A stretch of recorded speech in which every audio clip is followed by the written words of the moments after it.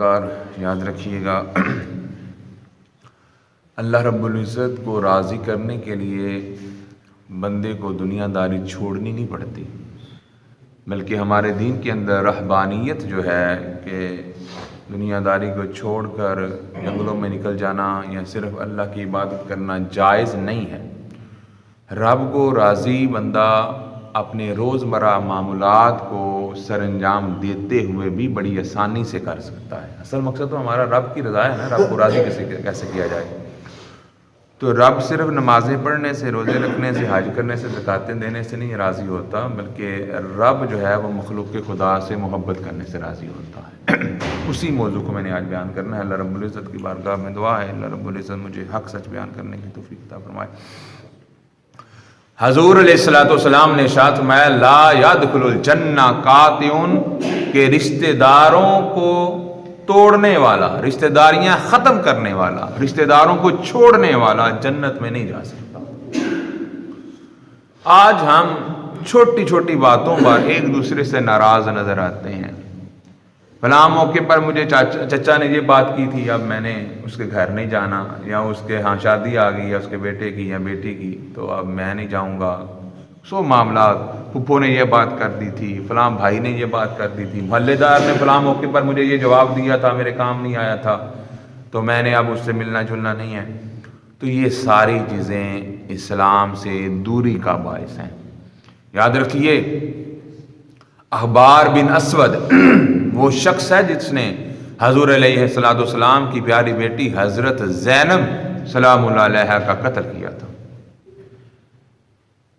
آپ مدینہ سے مکہ آ رہی تھی تو احبار بن اسود نے نیزہ مارا حضرت زینب رضی اللہ تعالی عنہا پر، اس سے وہ زخمی ہوئی اور پھر اسی زخم کی وجہ سے بیمار ہونے پر آپ کا انتقال ہو گیا، اور آپ حاملہ بھی تھی، اور اس نیزہ لگنے سے آپ کا حمل بھی ضائع ہو گیا۔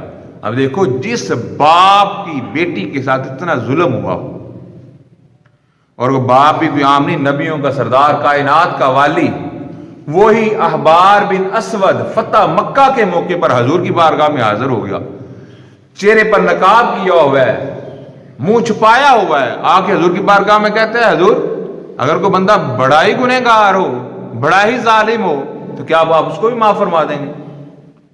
ابھی اس نے اپنی پہچان نہیں کروائی۔ حضور علیہ الصلوۃ والسلام نے ارشاد فرمایا احبار بن اسود، تم احبار بن اسود ہو اور میری بیٹی زینب کے قاتل ہو، مگر تو کلمہ تو پڑھ، میں محمد تجھے بھی معاف کر دوں۔ ہم دیکھیں بیٹی کا قاتل ہو اور حاملہ بیٹی کا قاتل ہو، بیٹی بھی جان سے جائے، حمل بھی ضائع ہو، کتنا بندے کو ظلم، کتنا بندے کو دکھ ہوتا ہے۔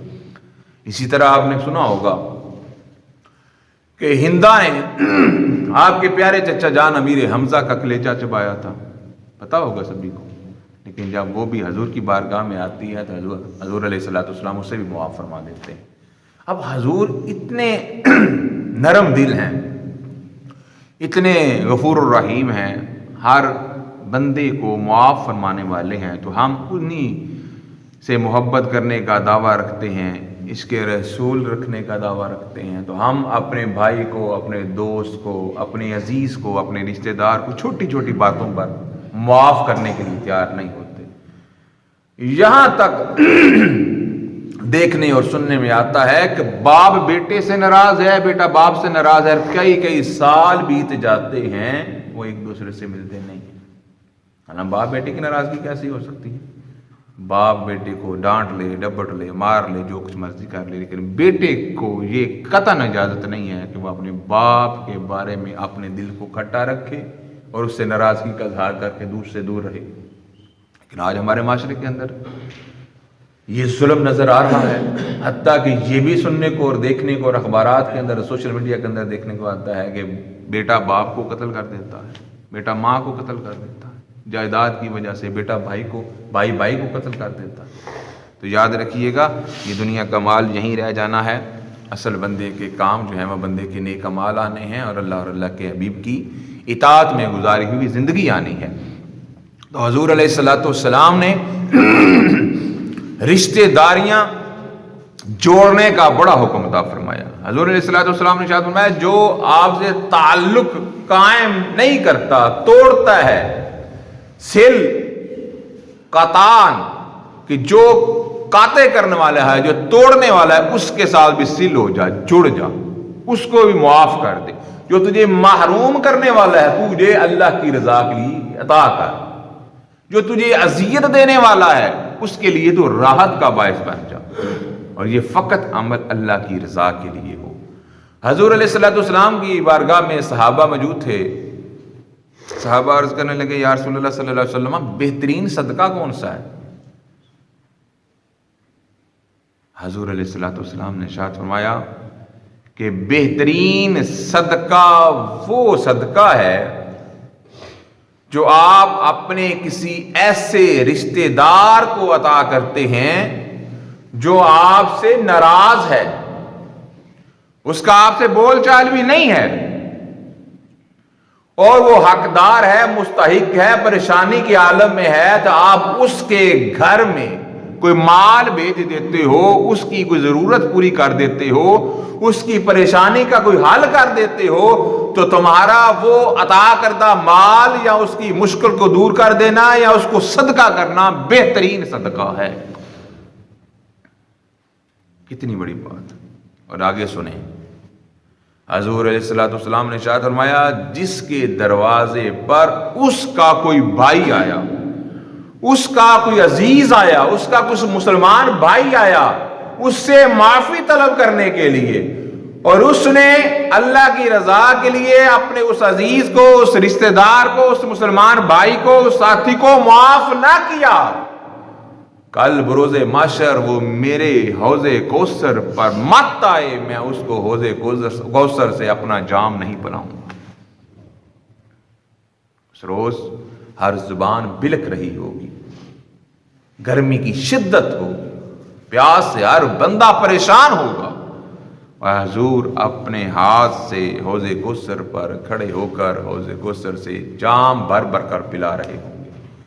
حضور علیہ الصلوۃ والسلام نے ارشاد فرمایا جس کا کوئی ناراض بھائی، کوئی عزیز، کوئی رشتہ دار، کوئی ساتھی، کوئی مسلمان بھائی اس کے دروازے پر معافی طلب کرنے کے لیے آئے اور وہ اللہ کی رضا کے لیے اس شخص کو معاف نہ کرے، تو کل بروز محشر میرے حوض کوثر پر نہ آئے، میں اس کو جام نہیں پلاؤں گا۔ تو کتنی بڑی بات ہے۔ تو المختصر حضور علیہ الصلوۃ والسلام رشتہ داریوں کو قائم رکھنے کا حکم عطا فرمانے والے ہیں، لوگوں کو معاف کرنے والے ہیں، اور معافی کا درس دینے والے ہیں۔ تو حضرات دی وقار آج ہمیں بھی ایک دوسرے کو معاف کرنے کی یہ حضور کی سنت کو اپنانا چاہیے۔ آج ہم معاف کرتے نظر نہیں آتے، ہم چھوٹی چھوٹی باتوں پر گلے شکوے کرتے نظر آتے ہیں، دوریاں بڑھاتے نظر آتے ہیں، رشتہ داروں کو چھوڑتے ہوئے نظر آتے ہیں۔ آج بہنیں بہنوں سے نہیں مل رہی، بہنیں بھائیوں سے نہیں مل رہی، ہم عزیز و قارب کو چھوڑتے نظر آتے ہیں۔ تو حضور علیہ الصلوۃ والسلام نے ارشاد فرمایا ہے لا يدخل الجنہ قاطع، کہ جو رشتہ داریاں توڑنے والا ہے، رشتہ داریاں ختم کرنے والا ہے، عزیزوں کو ترک کرنے والا ہے، وہ جنت میں نہیں جا سکتا، چاہے وہ جتنی مرضی نمازیں پڑھ لے، روزے رکھ لے، حج کر لے، تہجدیں پڑھ لے، حج کر لے۔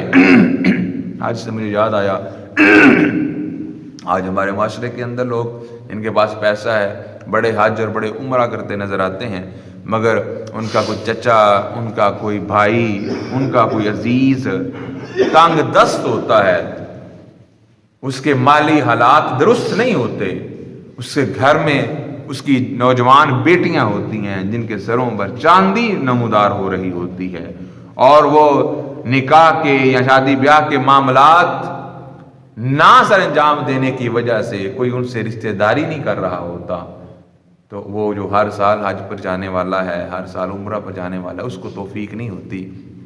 وہ 10 20 ہزار 50 ہزار لاکھ 2 لاکھ 4 لاکھ اپنے بھائی کسی عزیز کی وہ خدمت کر دے تاکہ وہ اپنی بیٹی کو یا بیٹیوں کو رخصت کر سکے۔ تو یہ ہر سال حج کرنا کوئی فرض نہیں ہے، بار بار عمرے بھی کوئی فرض نہیں ہے، زندگی میں ایک دفعہ حج کرنا فرض ہے، وہ بھی صاحب استطاعت پر۔ جس کو استطاعت نہیں ہے اس پر حج وہ بھی فرض نہیں ہے، اور عمرہ تو فرض ہے ہی نہیں ہے، عمرہ تو حضور کی سنت ہے۔ تو ایسے اعمال کریں جن سے ہمارا رب راضی ہو. ہم صرف ایک اپنا جھنڈا لگانے کے لیے کہ میں نے اتنے حج کیے ہیں، میں نے اتنے عمرے کیے ہیں، اور وہ بات بات پہ ہم بتلا رہے ہوتے ہیں کہ جی میں تو 10 حج کر لینے، جی میں تو 20 عمرے کر لینے. تو یاد رکھیے گا ان باتوں سے اللہ نہیں راضی ہونے والا. اللہ راضی ہوتا ہے اس کی مخلوق سے پیار کیا جائے، اس کی مخلوق کے لیے راحت کا باعث بنا جائے، اللہ کی رضا کے لیے کسی کو معاف کر دیا جائے. آپ کی جو عبادات ہیں جو حقوق اللہ میں آتی ہیں، ان میں کوئی کمی کجی رہ جائے گی، کبھی کوئی نماز قضا ہو گئی، بعد میں قضا کر لی، کوئی معاملہ ہو گیا، اللہ رب العزت بڑا ہی غفور الرحیم ہے، وہ درگزر کرنے والا ہے. مگر جو ہم لوگوں کے حقوق پر ڈاکہ مارتے ہیں، لوگوں کو تکلیف پہنچاتے ہیں، یاد رکھیے گا حقوق العباد رب نے معاف نہیں کرنے جب تک بندہ بندے کو معاف نہیں کرے گا. تو ان باتوں پر خصوصی توجہ دیں. میں یہ نہیں کہتا کہ نمازیں نہ پڑھنی چاہیے، ضروری ہیں، فرض ہیں، مگر صرف نمازوں کو ہی دین نہ سمجھ لیں. دین بڑا وسیع ہے. دین ہمیں معیشت بھی سکھاتا ہے، عزیز و اقارب کے ساتھ تعلقات بھی سکھاتا ہے، روزمرہ کے معمولات بھی ہمیں سکھاتا ہے. دین ہمیں کسی معاملے میں تنہا نہیں چھوڑتا. ہر میدان میں، ہر لمحہ، ہر گھڑی ہمارا دین، ہمارے نبی کا پیغام، ہمارے نبی کی سنت ہماری رہنمائی فرماتی ہے. اس لیے تو رب کا قرآن کہتا ہے لَقَدْ كَانَ لَكُمْ فِي رَسُولِ اللَّهِ أُسْوَةٌ حَسَنَةٌ، کہ تحقیق تمہارے لیے تمہارے نبی کا طریقہ بہترین نمونہ ہے. تو ہمیں ہر لحظہ، ہر لمحہ اپنے نبی کے طریقے